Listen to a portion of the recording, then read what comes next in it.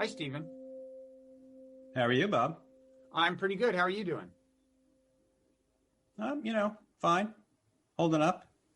That's about all a person can do. I mean, maybe we should tell people that at the moment we are recording this, the outcome of the election is still not completely resolved, although we have our guesses about who will prevail. But we are taping this in the midst of lingering election anxiety. But you seem pretty calm. You look calm. It will then turn into lingering post-election anxiety. So either way, we might as well get it over with, right? We might as well, and get to the subject at hand, which is not totally unrelated to the outcome of this election, I would say, which is this book you've written. Now, let me tell people, you're Stephen Wertheim, a co-founder of the Quincy Institute for Responsible Statecraft, where you hold the position of... what, Deputy Director of Research and Policy. It's too many words. It's a lot of words. Yeah. You deserve a lot of words. And what we're going to talk about is your book, Tomorrow the World, The Birth of U.S. Global Supremacy. I love the jacket. This is actually the audiobook version, but that's what the actual book looks like, and people can see that. It's a really cool jacket. I don't know what to call that style of art that was current in the 30s, 40s.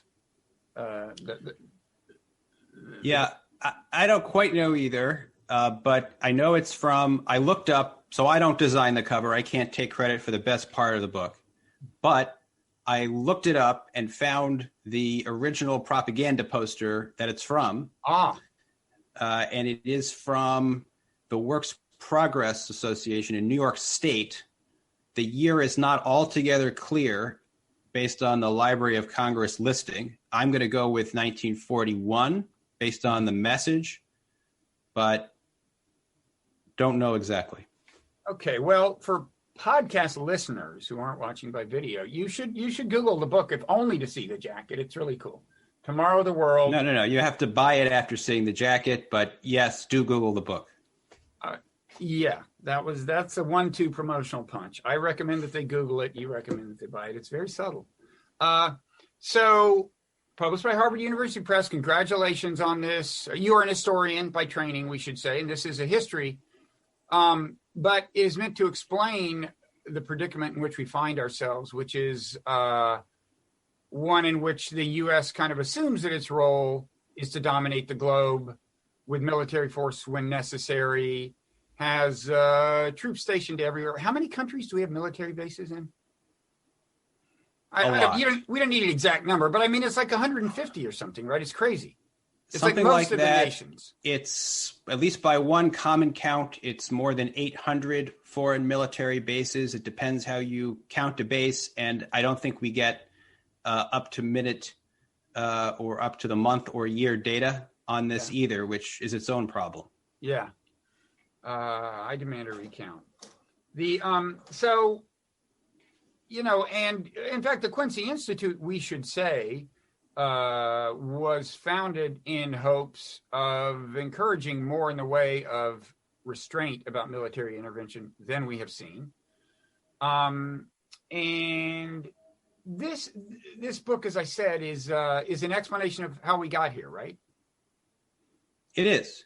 I think that's right. How we got to a point where it's a political consensus, and it remains a political consensus 3 decades after the Soviet Union collapsed, that the United States has to ring the globe with its armed force, maintain overwhelming military dominance compared to any combination of rivals if you look at our military spending. And yet there is little shared purpose for American power. Just look at our political debate right now. So how do we get to that paradoxical situation, a seemingly immovable commitment to military primacy, and yet does anyone think that the current president has a strategy to use this power? A plan to achieve peace? So both parties agree that we have to have this, we have to maintain this massive military presence around the world. But they don't agree on exactly what we should do with it, and it's not clear that either of them has a truly coherent idea of their own about what we should do with it. That's right. And I think, so we're starting, I guess, with the ultimate implications of the book first. Right. We can work backwards. Mm-hmm. I think that the original purpose for U.S. military dominance is not applicable to the world that we've lived in for the last 3 decades. Okay. We can argue about whether it was good or bad prior to that, but there was a theory of the case forged in the early years of World War II that the United States had to be the dominant power in order to keep totalitarian conquerors from attaining a preponderance of power in Europe and Asia. And that theory of the case underpinned U.S. global leadership or armed dominance for, many decades. And as long as the Axis powers were there, or then Soviet-backed communism, there was a coherent rationale for U.S. armed dominance. Again, not to say that it's good or bad. As a historian, at least, that's not my role in the first instance. But since then, where are the totalitarian conquerors who could possibly attain dominance across Europe and Asia? And yet this role for the United States goes on. Okay, so the book spends a lot of time on the World War II period as a kind of a pivotal period. And others have cast it as a pivotal period. I think you're telling us somewhat different story than some of the people who also cast it as a pivotal period. In other words, it is pretty clear that we were less militarily involved in the world before World War II than we were after World War II, and have been since. But you have a different telling of this story that sheds kind of new light on terms like internationalism, isolationism, what they actually meant before World War II, and just how exactly, what the driving forces actually were behind the kind of pivot in the U.S. role in the world. So, and there's, really, there's a whole story I wasn't really aware of about this whole systematic planning for the post-war period that began very early before we were in the war, and itself kind of evolved, right? Like before a kind of elite consensus of sorts was reached by the end of the war about where we should head. You also have an interesting story about the United Nations, what the original idea was. So I want to get into all this stuff. Why don't you start by preparing the ground and talking about kind of the state of play before World War II, the United States kind of conception of itself, or different, American conceptions of what its role should be, like after World War I. So the traditional way in which Americans tell ourselves the story is that after World War I, the United States decided to return to normalcy, meaning to return to isolationism.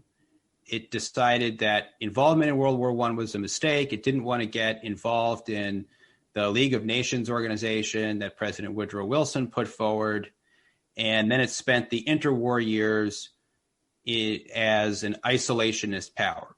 The grain of truth in that narrative is that the United States did indeed want to avoid military entanglements in Europe and most of Asia in that period. And that was one of the foundational foreign policy beliefs for American political leaders, regardless of party, going back to the founding when George Washington famously warned in his farewell address that the United States should steer clear of permanent alliances with any portion of the foreign world. Okay. So that's the grain of truth. There's a non-entanglement tradition.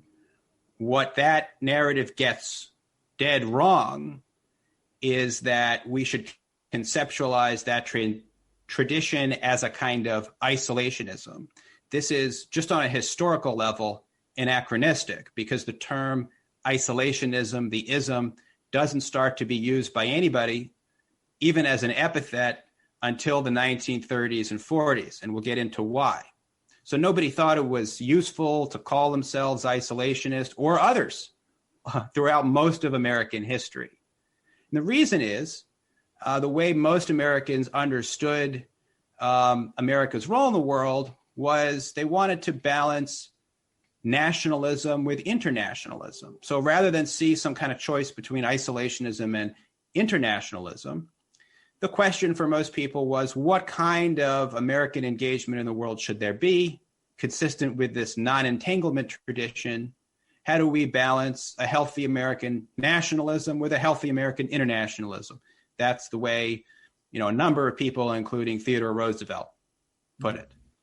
And so internationalists, ask the question, how should the United States try to engage in the world to overcome power politics through, peaceful intercourse, trade, law, arbitration, etc.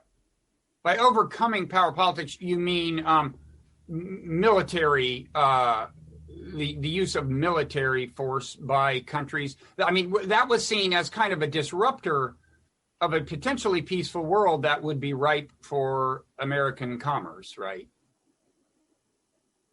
That's right. So, take another founder, Thomas Jefferson, says, he wants, war with none, but commerce with all. Mm-hmm. So there's a kind of traditional view, if you want to call it classical liberal, maybe that's true, that peaceful engagement, everyone's for that essentially. Mm-hmm. And if you're a strong believer, you might even believe that one day peaceful forms of interaction can express the true will of people and express a real harmony that exists in the world, and there will be no more need to resort to war. If you're a really strong internationalist, in fact, that term was first used by pacifists in the late 19th century. So if you're a really strong internationalist of that bent, that's probably your core belief. Some of the more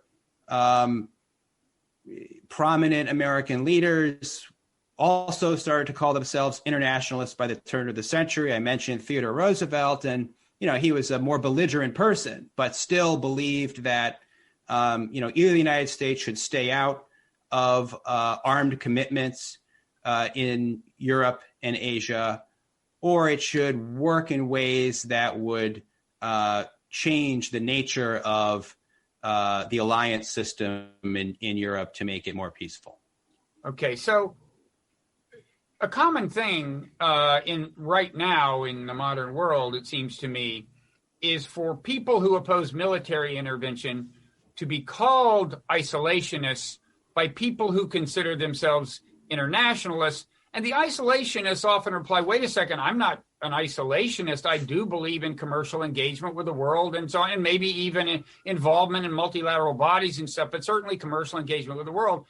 And one thing you're saying is, not only would you agree with the isolationists there, but you're saying there was a time when that's what internationalism meant, right? What is considered isolationism today, which is to say, I favor all kinds of engagement with the world except for the ones involving our military.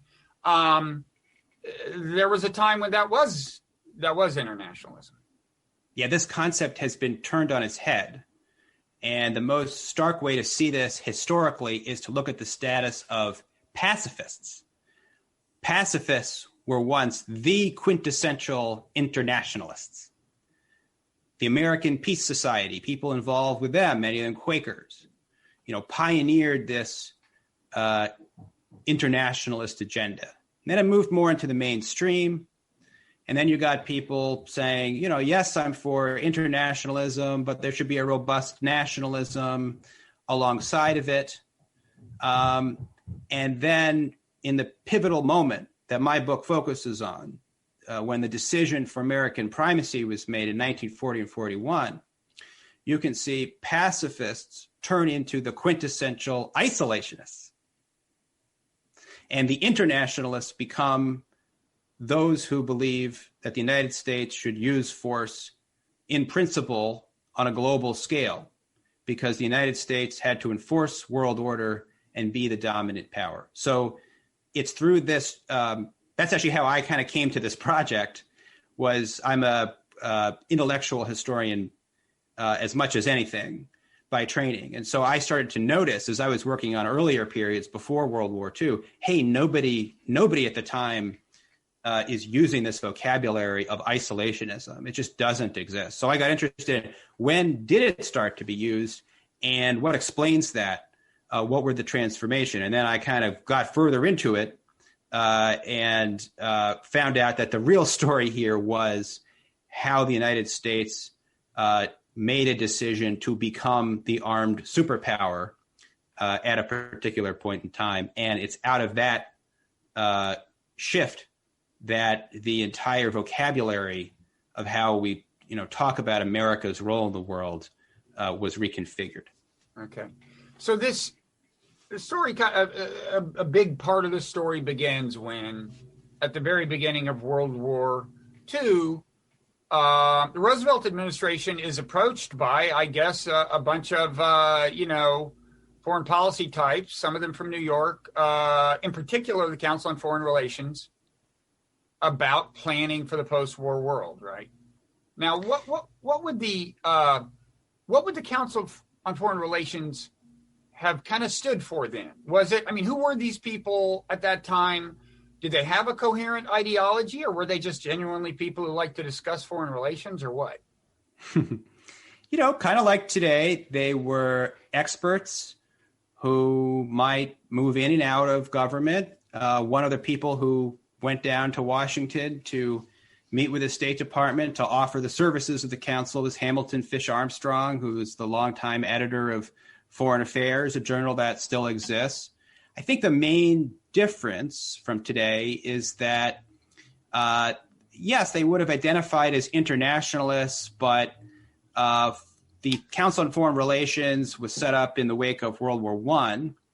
And at that time, as I said, nobody really thought that their job was to combat isolationism, or that isolationism existed in the United States. So they did not subscribe initially, and this is true when the war breaks out, to the view that the United States should become the dominant military power in the world. In fact, when the Council on Foreign Relations ended up getting Rockefeller Foundation money to assemble this group of post-war planners who were drawn from, business, academia, some from the government, from the military. So again, similar to the kind of composition of the foreign policy elite today. But when they set about to do their planning work in the opening months of the war in Europe, they took it for granted that, of course, the United States would not and should not emerge anytime soon as either a belligerent in the war in Europe or, a power generally projecting its military strength into the old world. So there was a more eclectic range of views, still a commitment to American engagement in the world. You might say that there was an expression of, the interests of business and capital in the mix, and the professional class. A lot of the sociological foundations were the same, but the views really did shift. Okay, so the agenda, the kind of consensus that emerged from this group and ensuing conversations, the consensus that had emerged by the end of the war was not the agenda of the group going into the effort at the beginning of the war, except to the extent that maybe they would like to make the world safe for American commerce. That's probably a unifying thread throughout. This was backed by some moneyed interests, I guess.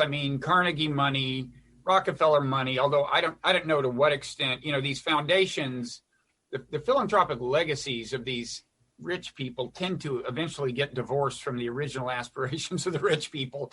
So I don't know what we can infer from the fact that, there are famous rich families associated with this, but still, it's fair to say that if there was something that persisted from the beginning to the end of this conversation throughout the war, that was one assumption, right? We want American commerce to be safe in the coming world. Absolutely true. Yes. But, the United States had been, by some measures, the number one economy in size in the world since the 1870s. So for many decades leading up to this point, the United States had economic superiority, but very few people thought that economic superiority required American military superiority to back it up. Okay, so why don't you give us a sense for the diversity of thought that was encompassed by this project initially, like some of the different ideas that were floating around in the first couple of years of the conversation that was kind of started by CFR and then did take place under the auspices of the government with this philanthropic backing.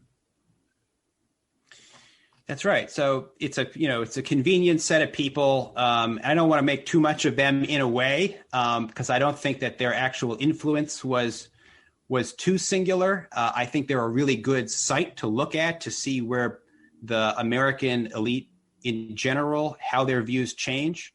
Mm-hmm. So I just want to warn against that, in addition to the kind of conspiratorial view that, the interests of capital were kind of scheming to make the United States number one from the outset. I also think that's an interpretation that exists in some literature, and I don't have the same view.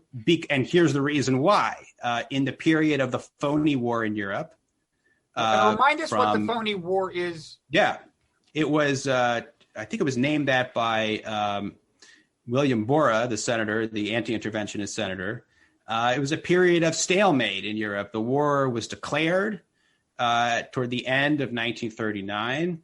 But it seemed like a repeat of World War I when, in a certain sense, not much happened in terms of territorial conquest until very late in the war. And so the planners got together and figured this will be something of a repeat of World War I. And so what's remarkable is the schemes that they were thinking of in this early period bear so little resemblance to what they were doing in 12 months' time or 6 months' time. Allen Dulles and Hanson Baldwin chaired an armaments group, one of four main groups of the CFR planners. Allen Dulles, the future CIA director. Hanson Baldwin was a New York Times military analyst. And they sent a memo I think it was dated May 1st to the State Department, the month that the Nazis would go on to invade France. And this memo was a catalog of disarmament proposals in the world that went back from the ancient Greeks who had prohibited poisoning wells to Winston Churchill, who in 1913 had proposed a one-year holiday on naval building. This is what they thought it was relevant to send to the State Department at the very end of the opening phase of the war in Europe. And so there was a kind of expression of, you might say, traditional American nationalism and internationalism. Let's do as much business with the world as possible with as little military commitment as possible when it comes to Europe and Asia. In the new world of the Americas, it's a different story. The United States was always very expansionist in military and territorial terms there. But with respect to Europe in particular, it was obvious to basically all of these people that the United States was not going to make and should not make many commitments beyond the hemisphere. In fact, some of them were worried at different phases of early 1940 that the real danger might lie in a rapid victory by the British and the French, and then those two empires could team up and exclude the United States from trading arrangements. And so, I guess the major American diplomatic initiative that took place at this time was to send the Undersecretary of State Sumner Welles, FDR's man in the State Department, to Europe, where he went around to various capitals and tried to bring Mussolini to the side of the democracies and find a way to mediate a settlement in Europe. So it's a kind of continuation of America's non-entanglement tradition, but a tradition with internationalism and engagement. And that is really shattered by the fall of France in May and June. Right, which happened so fast it shocks everyone, and suddenly they're starting to imagine a Europe dominated by Germany, even controlled by Germany, and asking themselves what America's role would be in that world. That's right. And even worse, because the Nazis steamrolled France so quickly, most observers around the world conclude that Hitler has solved the riddle of offensive warfare. Now he will conquer Britain, and then maybe the British fleet goes to him, maybe what happens to the British Empire. So for, a substantial period of months, not a whole lot of time, but enough to, take things really seriously, American observers have to ask themselves, what would it mean to live in that kind of a world where the Nazis, who were then joined in the formal tripartite pact with Italy and Japan, what would it mean to live in a world with a Nazi-dominated Europe? And was the idea that such a Germany could conceivably even pose an offensive threat in the Western Hemisphere? Yes and no. Many did conjure scenarios where Germany could subvert Latin American countries and then kind of make its way toward North America. But most observers acknowledged that the United States was never in danger of being invaded successfully by the Nazis or Japan anytime soon. And there was, universal agreement in the United States by the fall of 1940 that the United States should defend its traditional Western Hemisphere domain, which is to say the entire Western Hemisphere. And the argument was generally acknowledged by both sides in the debate that as long as the United States denied to any outside conqueror any territory in the Americas, the United States itself could not successfully be invaded because of how difficult it would be to mount an invasion across the oceans. And even as it seemed so menacing initially when Hitler turned his Luftwaffe on Britain, as Britain held on, and there was an argument to say, yes, look at what the English Channel can do. If the Channel can thwart an invasion attempt by the Nazis, the Atlantic Ocean does a lot more than that. And so I think what was motivating people on both sides of the debate about, both getting into the war and what the United States should do post-war was not a fear of an armed attack by the Nazis in any, concrete way. Okay. So then how did exactly concerns about America's role in a post-war world where maybe Germany would be dominant and in some sense menacing, how did that translate into the new view of the role of America in the world and the American military in the world? What was kind of the logic? So for the officials and intellectuals who end up making a decision for dominance, they view the fall of France as decisive evidence that the old kind of internationalism failed.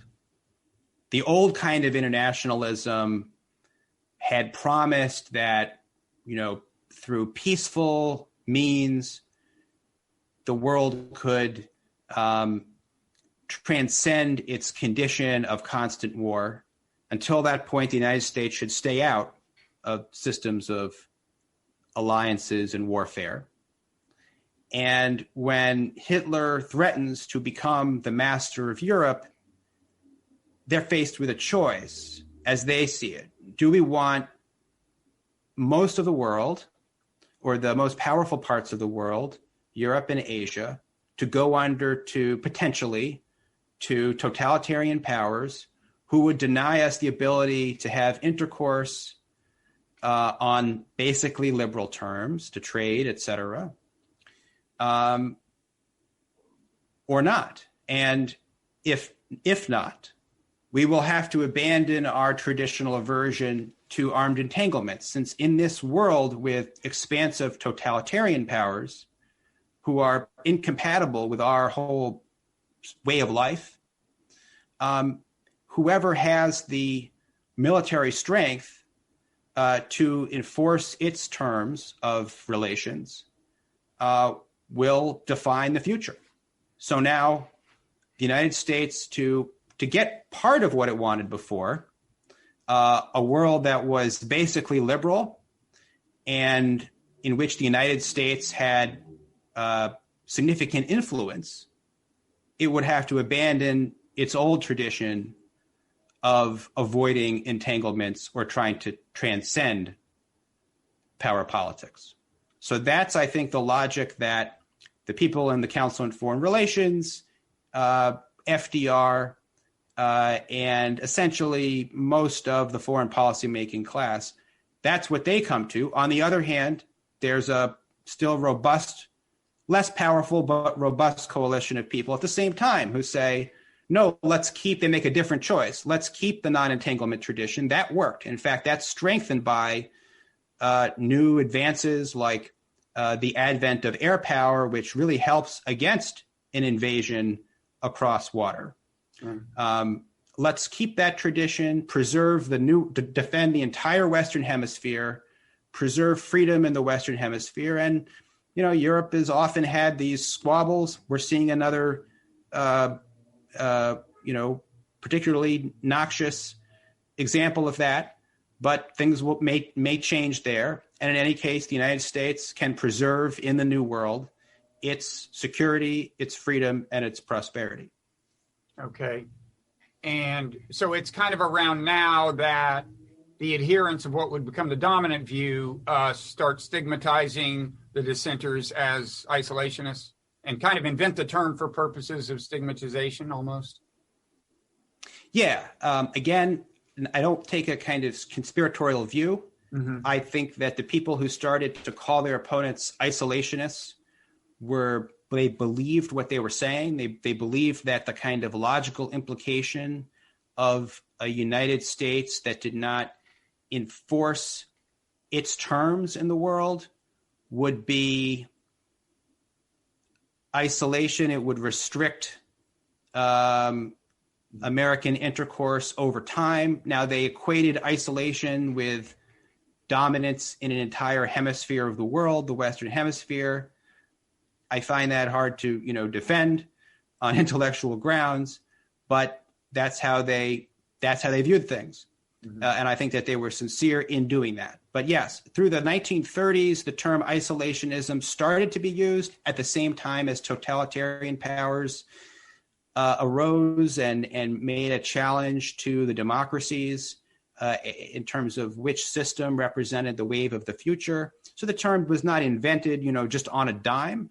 Mm-hmm. But it gets used actually more and more throughout World War II, even as those who are arguing against U.S. participation in the war essentially dwindled to zero after the United States entered the war following the bombing of Pearl Harbor. So that tells us something curious is going on, I think.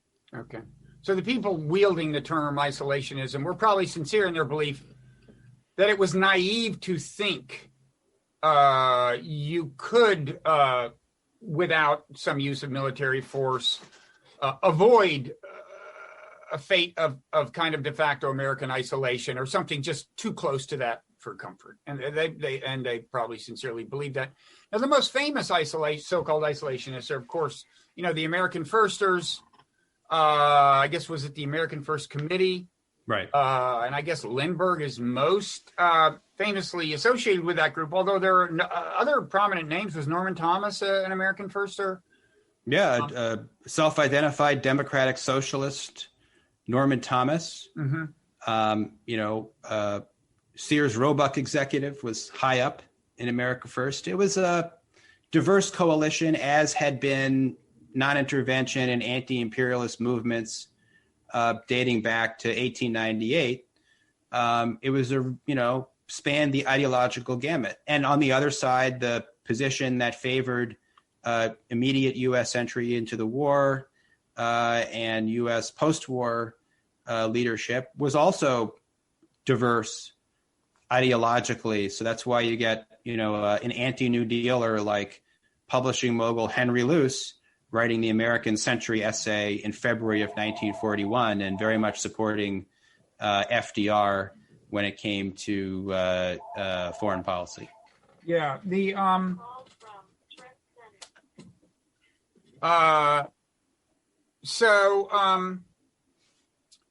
let's see, where was I before my phone began ringing? So the American Firsters were still in the conversation after the fall of France, or by Pearl Harbor, by America's entry into the war, it was the conversation was pretty much over. Definitely by Pearl Harbor. The American First Committee itself disbanded, and those who had attached itself to America First, essentially fully got behind the American war effort and more or less behind U.S. Post-war leadership as well. But I would even say that, it's not like it was a fair fight at the outset. And sometimes when this is narrated, there's a kind of inflation of the power of the America First Committee. Mm-hmm. Actually, the more interventionist group, the Committee for the Defense of America by Aiding the Allies, got together first. It also spun off into a more robust group called Fight for Freedom in 1941. And by the Lend-Lease Act, which Congress approved in February and March of 1941, it was pretty clear that the America First group was not that popular. In fact, if you go back to September of 1940, public opinion polls showed that most of the public, by a significant margin, preferred the United States to enter the war if it was necessary to prevent an Axis victory than to stay out of war. Very few Americans, to be clear, wanted the United States to intervene in the war at this point.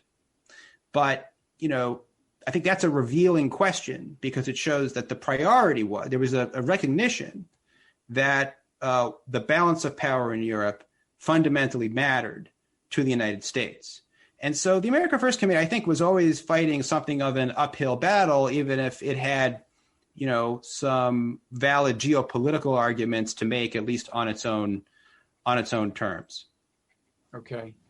So, to the extent that you are suggesting that alternative paths were possible for America and might have led to a different world than the one we have today, your point isn't we could have avoided involvement in World War II.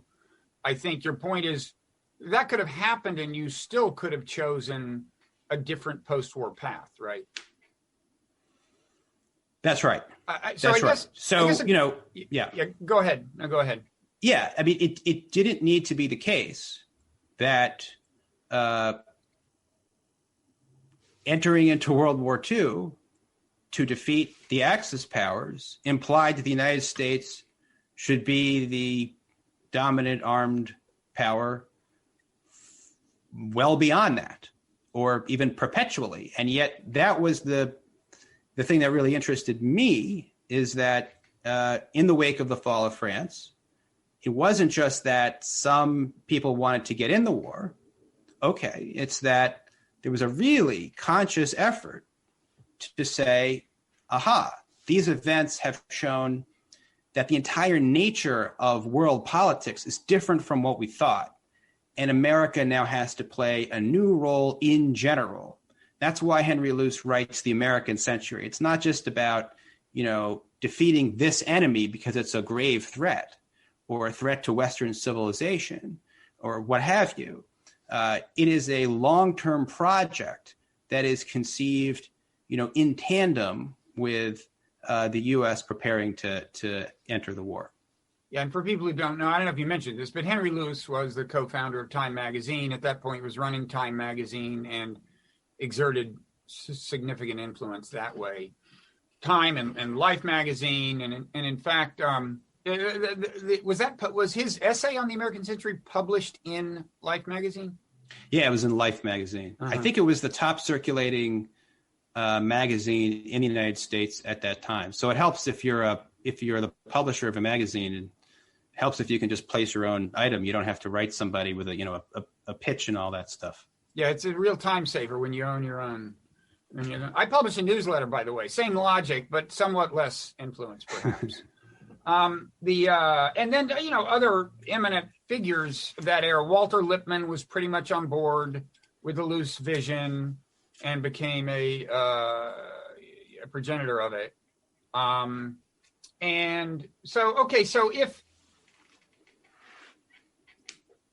I guess, maybe you should flesh out do you think you've said enough about the vision that had taken shape by the end of the war that could have been otherwise? Anything else you want to say about that before we get into kind of, other factors like, what effect, the kind of the so-called Iron Curtain would have and so on, and the UN. Is there anything else you want to say about just the extent to which a vision had coalesced by the end of World War II and what the vision was? Yeah, I mean, we often, in the foreign policy world, there are all these calls to return to the good American leadership of 1945. We see this in our own moment where, Donald Trump, for example, holds up General Patton and MacArthur and says we need to go back to that, his own reading of what that moment was, right? Mm-hmm. Toughness, martial glory, and victory. On the other hand, Joe Biden and other foreign policy experts more aligned with him have spent most of the Trump years calling for a return to the liberal international order, founded so-called approximately 1945. And my reading of that moment is different. Yes, the United Nations was created, but it was created by American policymakers largely because they were looking for a way to project American power in the post-war world. They were concerned first and foremost with the opposition that might come from the American public, which they read as isolationist, and the grain of truth in that, again, being that there was a genuine non-entanglement tradition. And so they launched this campaign. Many elites with some State Department coordination launched a campaign in the later days of the war to rally the public around participation in the United Nations organization and warn against a reversion to isolationism, even as there were very few people who could even plausibly be pointed to as isolationists at that time. And there were only 2 votes against joining the UN in the Senate. So it wasn't a controversial proposition.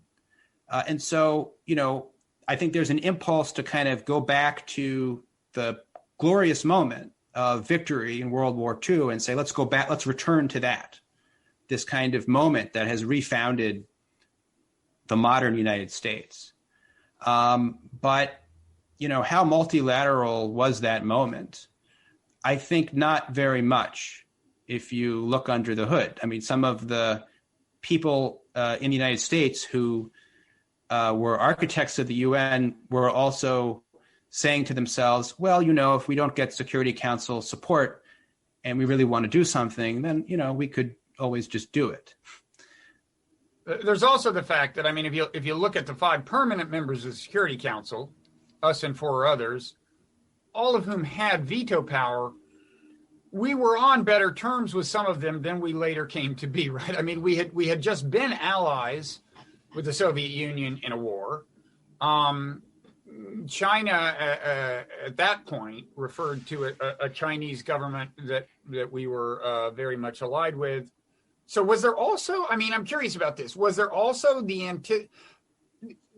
anticipation that actually we didn't have to worry about the veto because these people were all our friends? Or was it more like what you just said, like in the end, we'll just ignore the UN when it's convenient? Or a little bit of both, I think.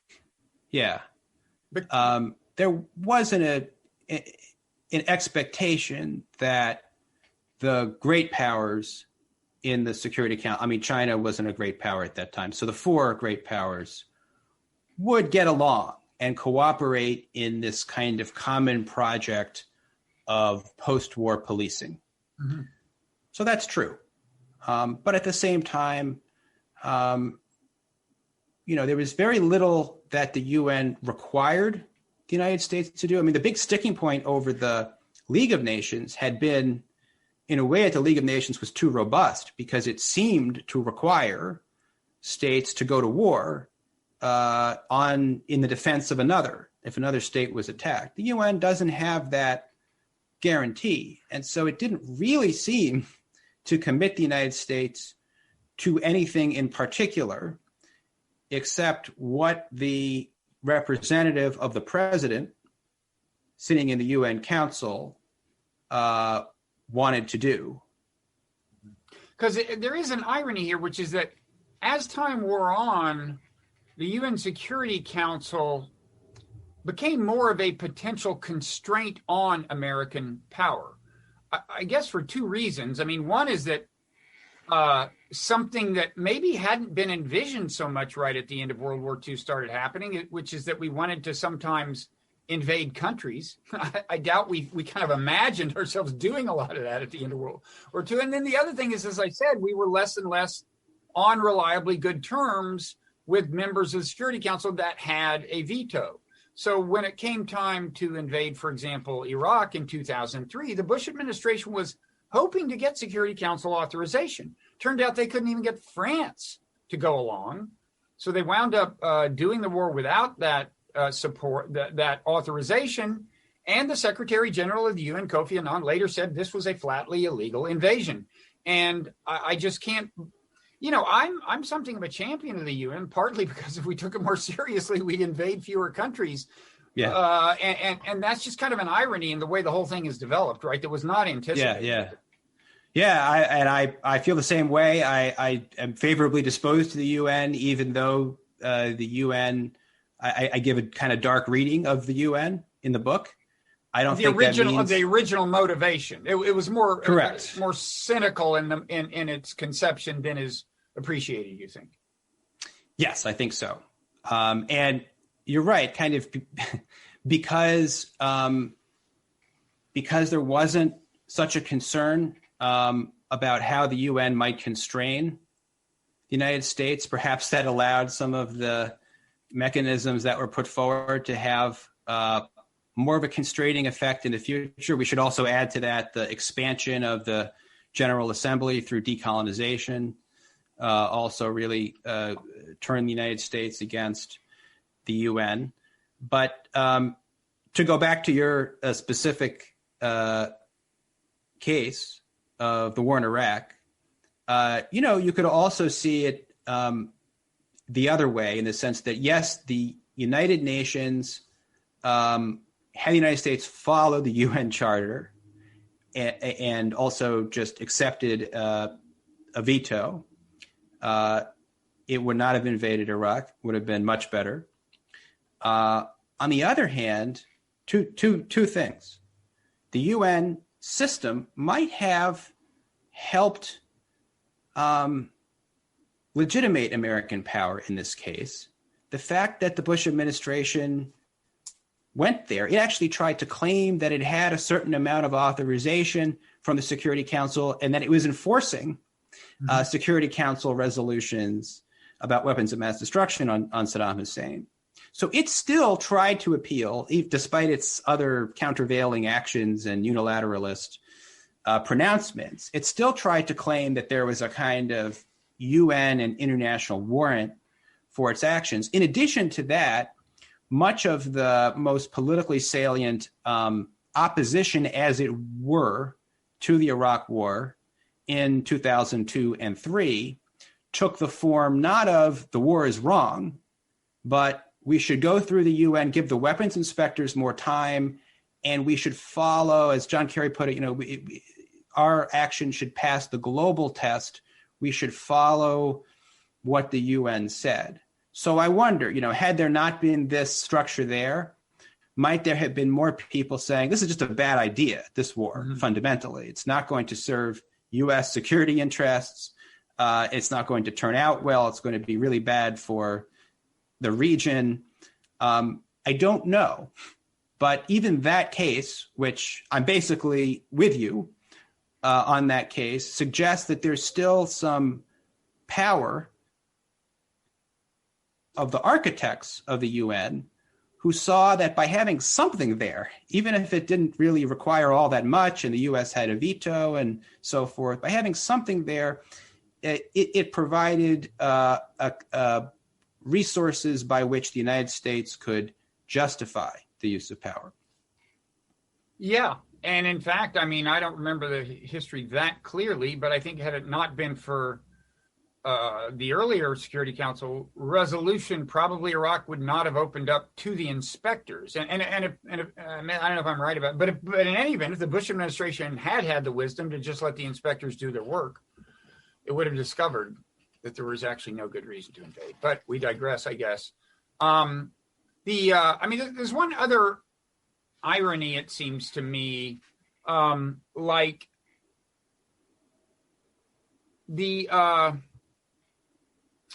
original idea, as it was in some sense, as you said, to make the world safe for capitalism, for American capitalism, the original, part of the original impetus for this whole rethinking of America's role in the world.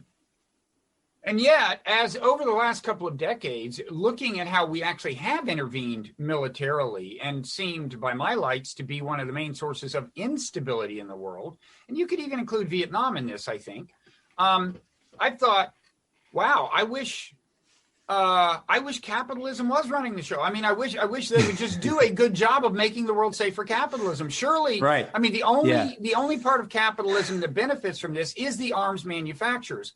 I would be happy if capitalism exerted its influence so systematically that it created a stable world. A lot fewer people would die, and we could sell them shit. That would be okay.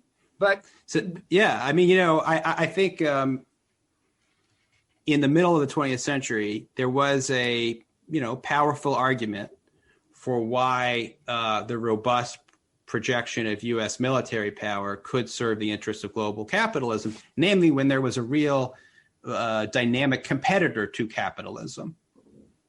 Mm-hmm. So, the Marshall Plan and the other Cold War policies that went along with it are, you could oppose them maybe on capitalist terms, but you could certainly support them on capitalist terms. But I think we've lost the plot in that regard, certainly since the collapse of the Soviet Union.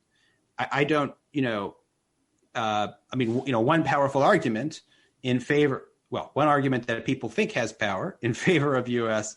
Military hegemony is that it undergirds a larger system, including economic exchange. But it's really hard for me to actually see how that concretely is the case. And in economic terms, let's put aside even the costs and disruption, instability, devastation of wars that we've waged. Just look at our sanctions policies, which forbid us and others from doing business against dozens of countries. That has economic costs. Yeah. And it's interesting there that it seems to me the one case I can think of recently when a sanctions regime was effective, instrumentally and arguably, was even a good idea, was the Iran nuclear deal. And that was mediated by the United Nations. When you look at all the unilateral sanctions, Venezuela, Syria, and the Trump era unilateral sanctions against Iran, they seem to me to have been less obviously successful, and in fact, so far as I can tell, quite the opposite. They lead to a lot of suffering and don't get the job that they were supposedly designed to do done. So you have this argument about how at this pivotal time we were put on this track that got us where we are today. I suppose counter arguments would emphasize contingency more and say, well, actually, but for this or that that's happened since World War II, things might have been very, very different. This wasn't the decisive path we were put on. And I'm sure one thing people would bring up is the Cold War, particularly people who think that the Cold War was partly the result of our own miscalculation, or maybe the result of both sides misreading each other's intentions or whatever. But they might say, well, a lot of the extension of American force in recent in the post-war era was nominally motivated by Cold War logic. And had we not come to see ourselves in a battle for global dominance with communism, things might have been different. What's your reaction to that? Maybe, but we have to explain the Cold War in the first place, too. So what does the Soviet Union threaten as of 1947, which is the best date, if you want to pick one, for when the Cold War began? Did it threaten, the United States with invasion? No. Did it really threaten American prosperity? No. It threatened, as the people who were concerned about it said, to engage in armed conquest, subversion, and become the dominant actor in Europe and potentially beyond. That's what they thought was bad enough in its own terms. And that argument is rooted in the conceptualization that we've been talking about that comes from 1940 and 41. And in fact, in 1940 and 41, that was really the first Cold War, because before the United States was in World War II, it imagined that it might well go on serving as the arsenal of democracy without being a formal belligerent. And the Germans might be in charge of Europe for a very long time, and there would be two armed camps in the world engaging in hostile actions short of outright belligerence. So that was very similar to the way the Cold War was imagined and played out. And that's why groups like the Free World Association have their origin in 1941. So those concepts, those Cold War concepts, had already developed against the Axis powers and then were applied to the Soviet Union in the late 1940s. So I'm not sure we get a Cold War without this other history that I've been describing. Now, on the other hand, did the U.S. coming out of 1945, it had a one world vision. It wanted to get along with the Soviet Union. There's no question about that. But I still, so perhaps the Cold War, if Henry Wallace had been in charge, right, would have been avoided. There still would have been robust competition between the capitalist world and the communist world, and between the United States and the other great powers, including and especially the Soviet Union. It might have been less hostile than what the Cold War amounted to, but I still think there wouldn't have been, I think the ship had sailed in terms of the question of how the United States defined its vital interests in the world. The United States made a decision by that point that its vital interests would be imperiled if a hostile power established a preponderance of power in Europe and Asia. And so it had to be a goal of the United States to prevent that eventuality from happening. So that could have continued potentially without an outright ideologized Cold War. But I'm not sure what would have been different coming into today, even if that were the case. Certainly fewer interventions like Korea and Vietnam. Okay. And Henry Wallace, we should say, was, among other things, he was editor of the New Republic for a while. Was he a vice presidential candidate, or was he actually vice president for a while, or what? What was Henry Wallace? He was vice president. Yeah. And he actually plays a surprising role in my account because he was very much enthusiastic about the U.S. teaming up with the British Empire in 1941 to police the post-war world. And he holds a number of meetings with the planners in the Council on Foreign Relations and envisions himself as being the head of a future post-war planning group. He didn't win that bureaucratic fight.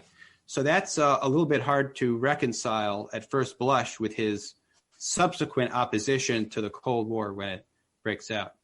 Yeah, one of the interesting things about the book is when you look at the diversity of like weird ideas that were floating around early in the war. I mean, one, as you said, was like Anglo-American dominance, like that, frankly, kind of almost ethnic hegemony.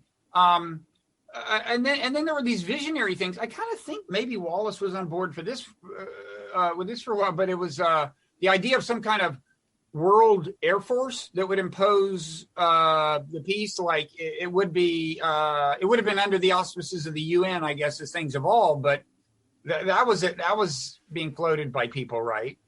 Yeah. At first, there was an idea for a sort of elite air force. It was modeled in part on how the British had bombed nominally independent interwar Iraq from the skies and elsewhere in the British Empire. And initially in 1941, it was would be an exclusively American-British affair, and that it expanded. And there were some attempts actually early on in the life of the UN to create a more robust UN military force that didn't come to pass. Okay, so one other kind of counter argument your argument might get is not one that emphasizes contingency, but one that emphasizes more an inevitability, which is the idea, and I guess you'd hear some realists say this, that look, great powers wind up exerting force to whatever extent they can, and if they're great economic powers, they can exert it far and wide. The U.S. was capable of doing it globally. You can predict that it's going to do it. Your book does a great job of being a case study in how, in one particular case, the U.S. in the mid-20th century reached the consensus that was inevitable, but that's just the way these things always go. What's your view on that? Well, I think if that's your view, you have to at least say that at some point, actual actors in the world have to decide that this is what they're going to do. And so I guess my book becomes for you an empirical unfolding of events that were inevitable.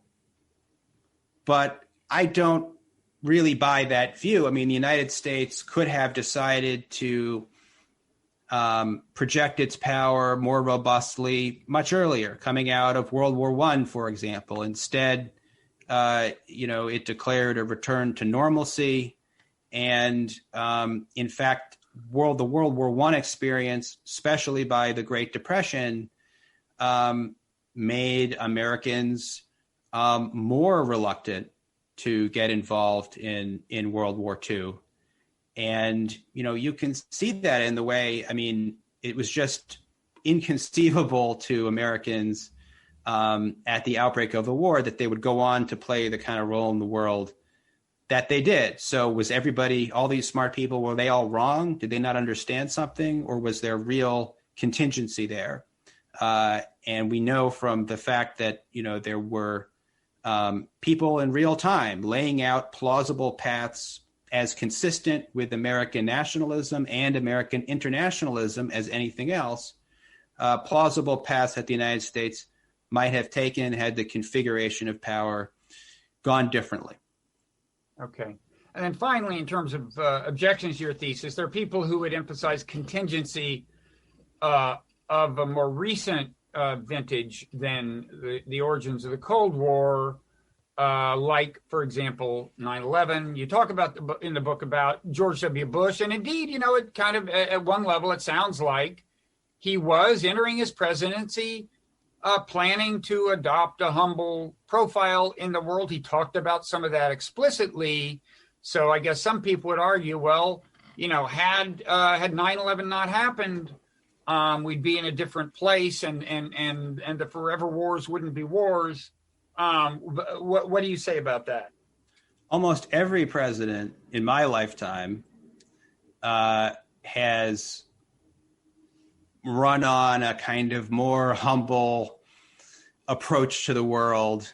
We'll have a less costly foreign policy, but we'll get greater benefit. George W. Bush did that. Bill Clinton ran on a peace dividend after the Cold War. We can go on. But I think the important thing is, how do they think about the structure of American power, and how do they define America's vital interests and responsibilities that warrant the deployment and commitment of military force? And on that score, there's continuity again, but the continuity is in favor of American global primacy. And I don't think you can explain that,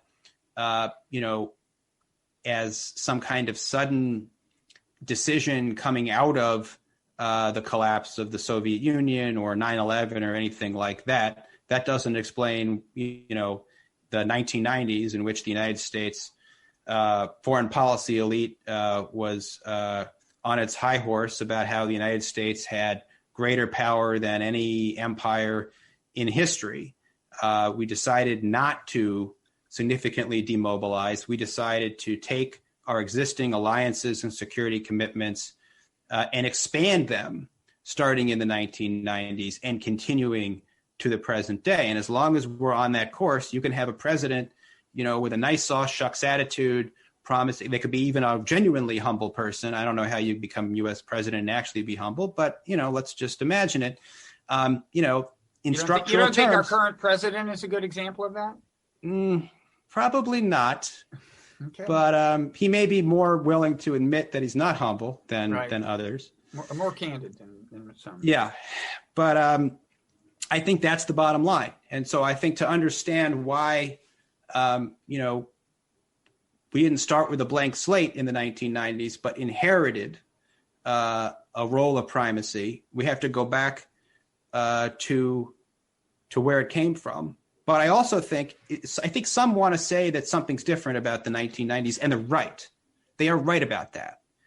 I think that there was a coherent rationale that more or less lined up with real facts in the world for American primacy in World War II and the Cold War, because of the existence of totalitarian powers, robust totalitarian powers, dynamic ones that inspired others or conquered them as well.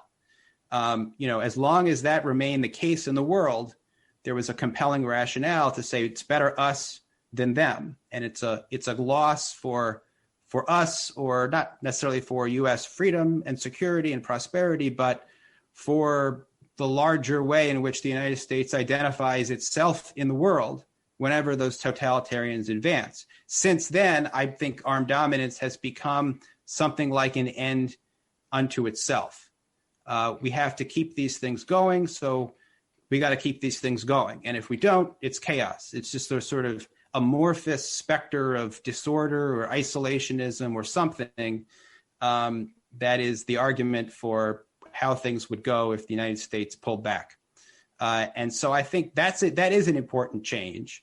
And it has led to partly because also there haven't been powerful competitors that impose costs in the United States when it does something really bad. that has enabled more license for American policymakers and the exercise of power than we saw before. And the numbers are startling. The United States has engaged far more frequently in armed interventions since the collapse of the Soviet Union than it did during the Cold War itself. Mm-hmm. And there were no few during the Cold War. So where do you see things going from here? It seems to me, I mean, as I said, as we tape this, I mean, we may both of us go back to our, checking our Twitter feeds and the ballot count and find that actually, Pennsylvania has been called or something, and it looks like Joe Biden is the next president. That seems likely. Why don't we just assume that for purposes of kind of thought experiment? Let's assume that Biden is president. It seems to me you're already seeing a fair number of rationales in play for a continuation of our of a policy of kind of global hegemony. I mean, you've got terrorism is still a thing. China, of course, partly because of the pandemic, partly for other reasons, has now assumes a much darker role in American political rhetoric. Russia does, partly because of Trump, partly because of the way anti-Trumpers associate Trump with Russia. Russia has come, and partly, no doubt, because of Russia's behavior, and you can argue about how much of that behavior we might have contributed to, but in any event, it seems to me we've got several narratives running that could serve to justify a continuation of the policy whose evolution you document. Let's assume a Biden presidency. What do you think the prospects are, if any, for change? I think the prospects look better than they have at any point in my adult lifetime. So I vaguely remember the wall coming down. So we'll, take that period of time. That's not to say that they look great. If you would imagine, if the question is, will the United States cut the defense budget in half in the next 4 years and take actions that would accord with that? No, that's not going to happen. But there is, I think, a real change happening. It's been brewing since the middle of the aughts, as the war in Iraq began to go south. We've seen, two unlikely presidents of the United States, Barack Obama and Donald Trump, both have success, particularly in their primaries, by distinguishing themselves by opposing the Iraq war or claiming to oppose the Iraq war and vowing to end Middle East wars in Trump's case. Something is happening. And so you see it in both parties, by the way. I mean, it's on the flanks of the Democratic Party and it's on the flanks of the Republican Party. And people who are running for Congress, even if they're moderates and have to pay attention to where their voters are, also sound quite different from where they might have been or similar candidates might have been a decade plus ago.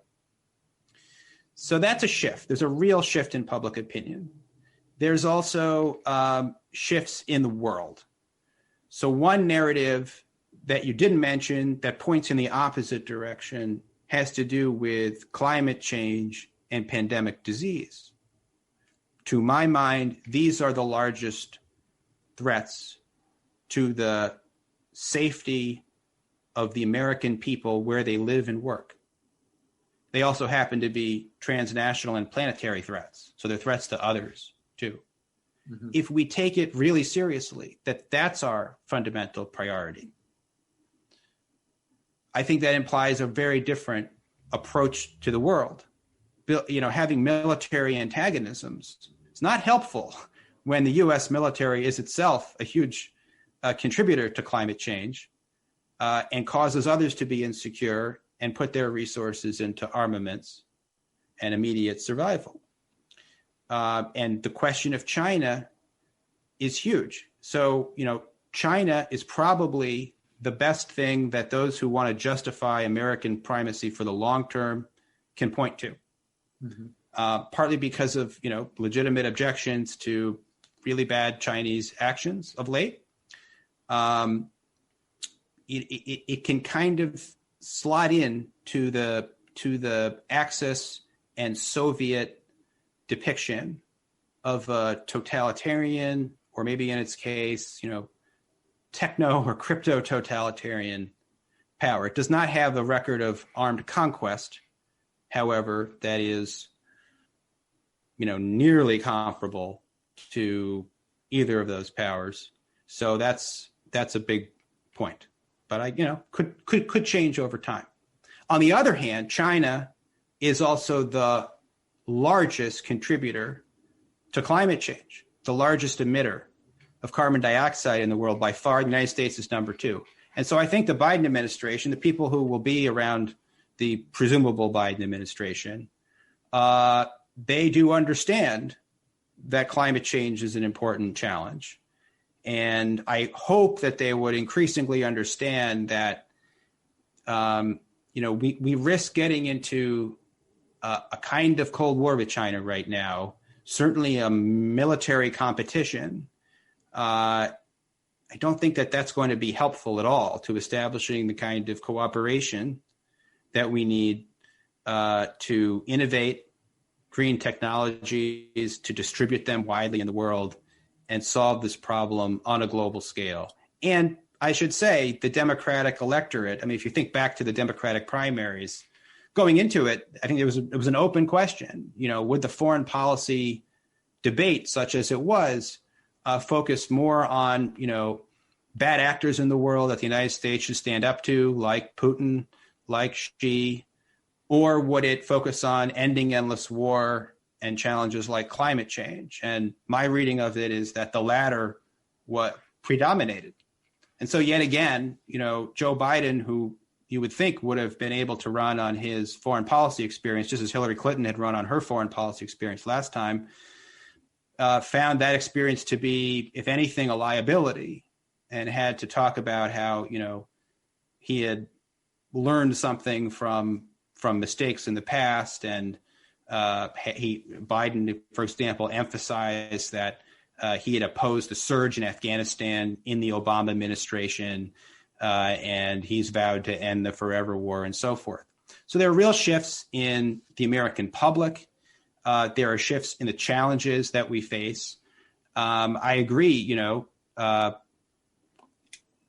a rapid dramatic transformation of America's role in the world, that's always a hard thing to say. That said, we've seen it before. We've seen that rapid shift happen with unforeseen circumstances. And at least now there are people who have, I think, a well-developed sense of what military restraint looks like. Before the fall of France, there actually really wasn't much of a sense that the United States could or should become the dominant power militarily on a global scale. And there weren't really people who had written tracts about what that would look like. So we might be further advanced in making a case for restraint today than advocates of primacy were back then. Okay, well, inshallah, there's no shortage of these, I think, non-zero sum problems like climate change. Including, the control of various kinds of armaments, some of which I think, including cyber weapons in space. There's all kinds of reasons that a healthy future for the world counsels more international cooperation, less war. At the same time, you do see how hard it seems to be to fight the establishment. As you said, both Obama and Trump came in professing to be different. Obama wound up amping up drone strikes, not getting us out of Iraq or Afghanistan or anywhere. And Trump, of course, who is not a very smooth operator to begin with, maybe you can chalk it up to flat out incompetence on his part, but he's been unable. He really tries every once in a while to do something like, let's get troops out of Syria or somewhere. And he just can't fight the establishment. And And I don't think it's just incompetence. I think the establishment, there is powerful gravity working against anybody with those aspirations, right? No doubt about it. But let's break those things up and think about them. So, Congress can be one obstacle sometimes, but Congress can be changed. There's now a war powers caucus in Congress. So we know how to influence Congress. It's not easy. We have a difficult campaign finance system. We know that. But Congress changes, and we've gotten some things through, JCPOA, Yemen, et cetera. Those look very difficult. So, okay. Let's see. And then you've got this staffing issue, I think. It's something that President Trump ran up against when he sometimes had good impulses on Syria, in North Korea, et cetera. So, yeah, I think it's a wake-up call that there does need to be an infrastructure built of people who can serve. If you have a president, a policymaker who wants to do the right thing, there does need to be genuine experts who are qualified, know how things work, who can implement that vision and provide options to decision makers. So that needs work. And that's part of what the Quincy Institute and other institutions now are doing. So I think we're on the right track in that regard. And then the wider politics has to change as well. Now we saw, for example, when President Obama was thinking of enforcing his red line in Syria, Congress basically vetoed that. They were not going to support it. Obama went to Congress. It's clear people heard from their constituents in Congress, we don't want to do this. So, there's some real strong feeling in the United States. It's not well organized, I think, because at the elite level, the commentariat is really one-dimensional. But that, too, is changing. And I think, frankly, the rise of people who are kind of my age or younger into positions is going to change things a huge amount. This is the millennial and younger group have grown up with the war on terror, not with the Cold War. And a lot of things that sound shocking that I might say to an audience in circles in Washington, D.C. sounds like common sense to my peers. And so, again, do I expect rapid, dramatic change in the next couple years? Of course not. But, over the medium term, quite possible. Okay. Well, hope you're right. I guess now we can both go find out whether we have a new president. Meanwhile, congratulations on the book, Tomorrow the World, The Birth of U.S. Global Supremacy. And good luck at Quincy and with all your endeavors. Thank you. A pleasure to talk. Okay. Take care.